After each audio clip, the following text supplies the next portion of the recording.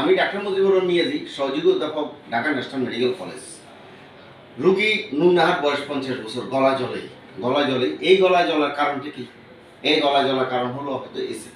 ওই এসিড দিতে হবে না, আগুন দিতে হবে। বাট এখানে কোনো আগুন নাই, আছে এসিড। কোথায় এসে? পেটে এসে, গলা জ্বলে, গলা ব্যথা করে। আচ্ছা, আপনি কি পান সাদা খান? পান সাদা কি উপকার হয়? উপকার না, ওই ডাক্তার ওঠে আর তাকে ফোকে ধরে দিই। দাঁতে ফোকের ওষুধ হলো পান নাকি? এখন ওনার দাঁত দেখা যাচ্ছে কালো কালো হয়ে গেছে। পান না খেলে কি দাঁতে ব্যথা খুব বেড়ে যায় নাকি? পান খেলে দাঁতে ব্যথা কমে।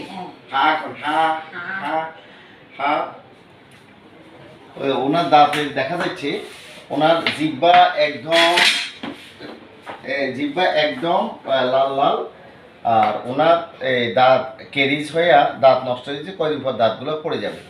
এখন রোগীর বদ্ধমূল ধারণা পান সাদা চুন সুপারি রোগীর উপকার করে। আসলে পান সাদা চুন সুপারি রোগীর উপকার করে না, বরং ক্ষতি করে।